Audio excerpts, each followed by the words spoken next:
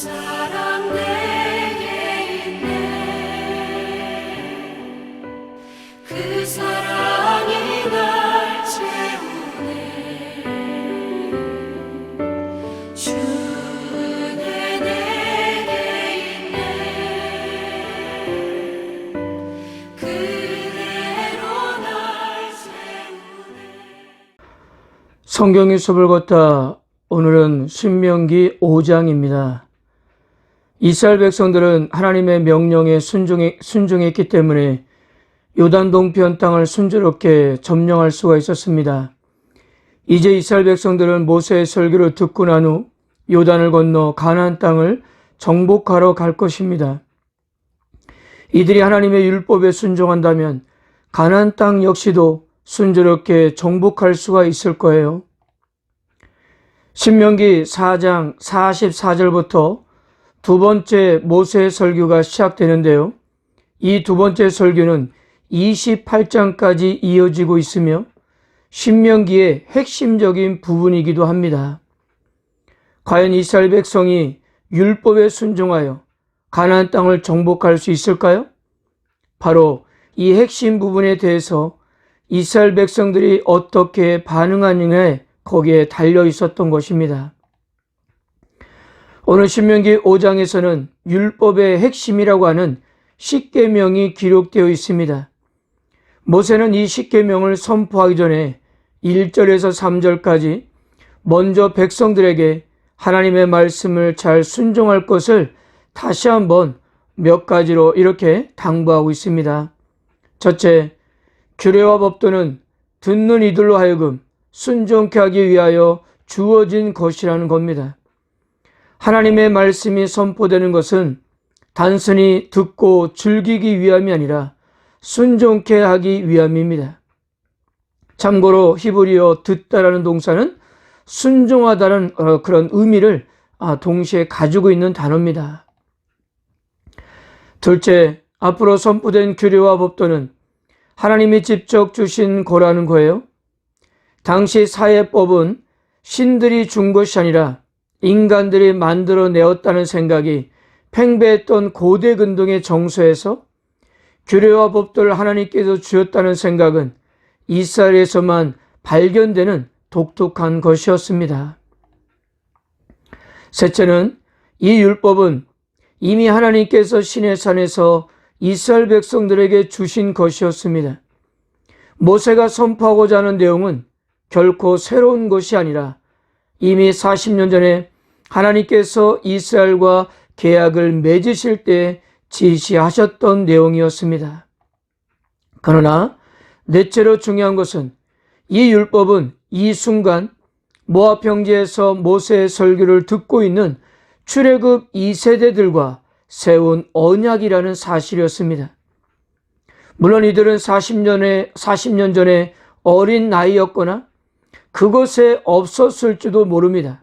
그러나 모세가 강조하는 것은 언약의 연속성이었어요.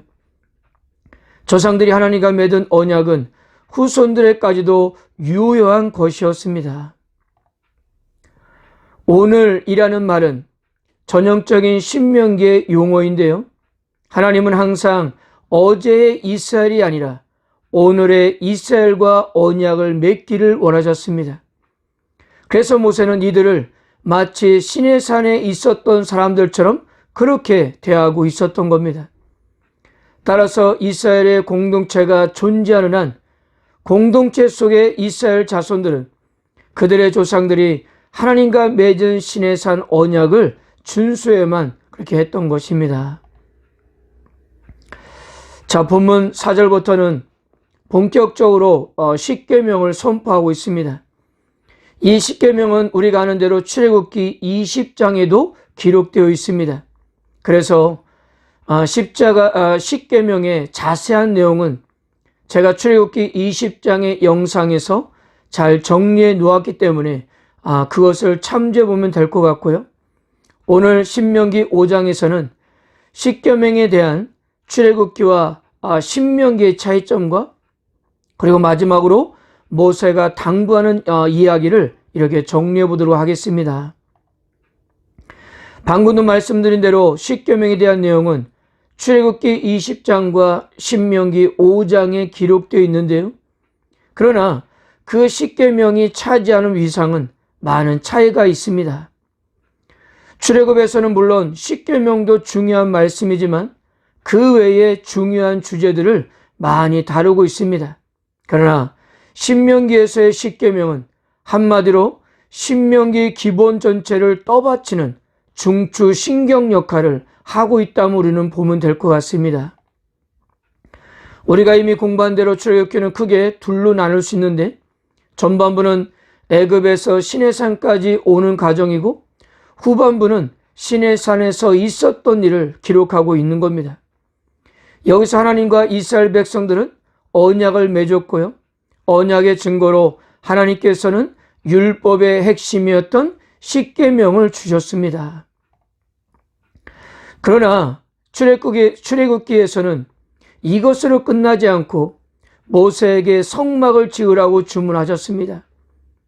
성막은 시내산에서 강림하신 하나님께서 땅에 내려와 거하실 처소였던 것입니다. 그래서 출애굽기 후반부의 스토리는 거의 성막 건설에 대한 이야기가 가득 차 있었던 거예요.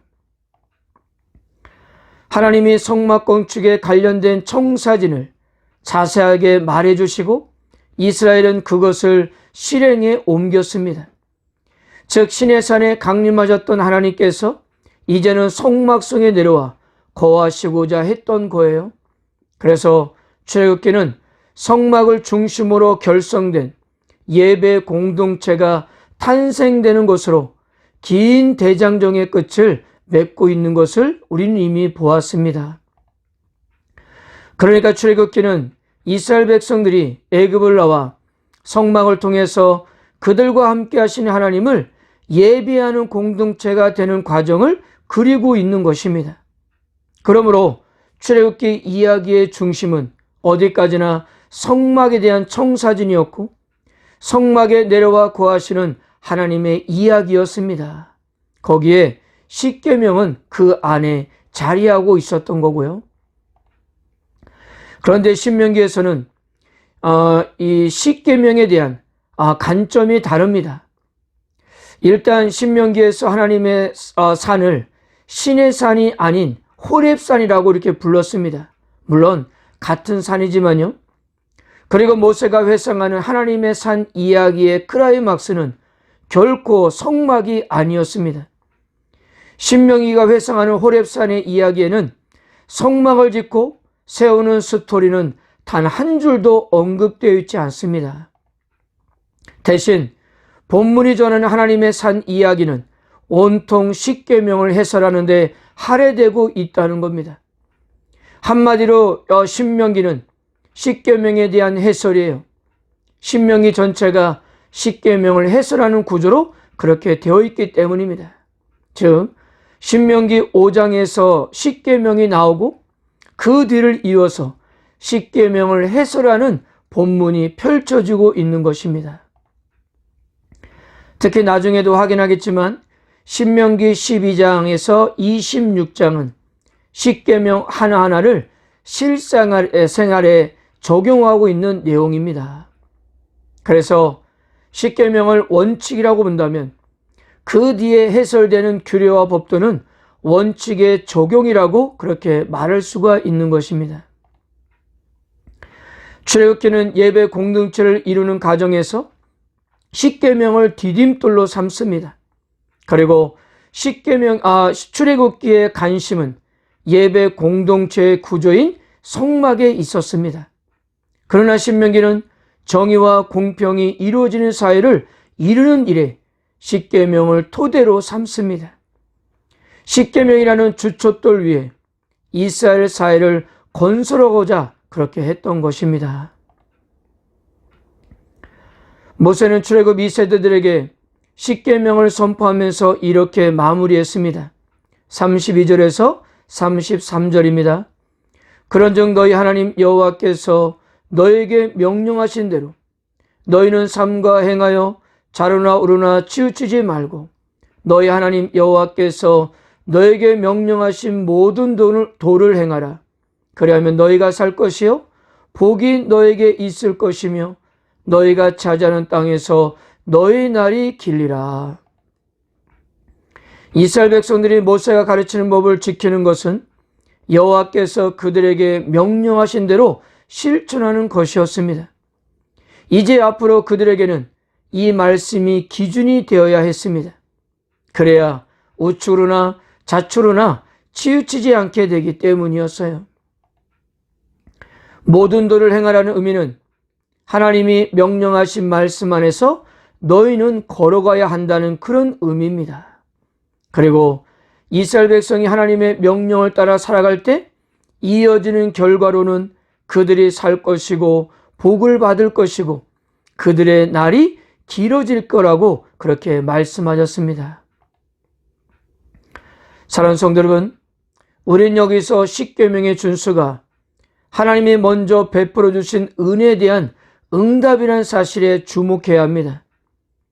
규례와 법도, 즉 이를 포함한 율법은 은혜에 대한 응답이었습니다.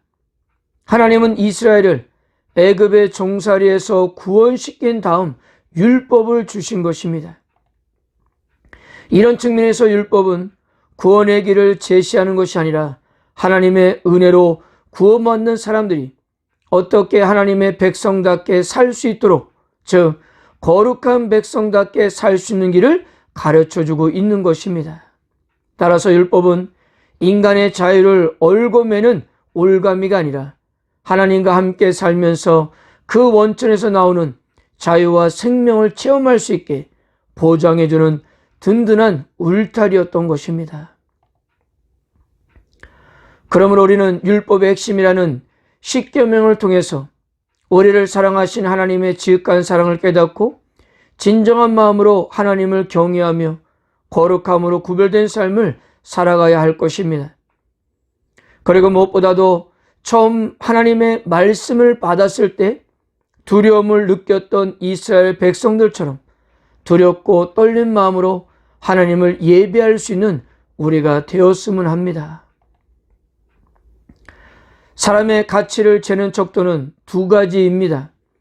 하나는 존재의 가치예요. 그가 어떤 사람인지 그 인격에서 드러나는 가치입니다. 다른 하나는 소유의 가치예요. 그가 무엇을 소유하고 있는지 그 소유에서 드러나는 가치입니다. 이스라엘이 고귀했던 것은 그들이 귀중한 보물을 지녔기 때문이라거나 재물을 많이 소유했기 때문이 아니었습니다. 이스라엘이 소중했던 것은 그들이 하나님과 언약을 맺은 백성이 되었기 때문입니다. 아니, 하나님과 더불어 살겠다고 서약한 백성이기 때문이에요. 그 이스라엘이 오늘 신명기를 읽고 있는 우리들이라는 사실을 믿으시길 바랍니다. 그런 존재의 가치는 오늘 우리가 하나님의 말씀을 읽고 듣고 배우고 오늘 그 말씀대로 살 때 빛이 날 수가 있는 것입니다. 그래서 오늘은 그냥 하루가 아니라 하나님과 만남을 통해 나의 존재 가치가 드러나는 하루인 것입니다. 그런 오늘 하루 말씀으로 승리합시다. 아멘.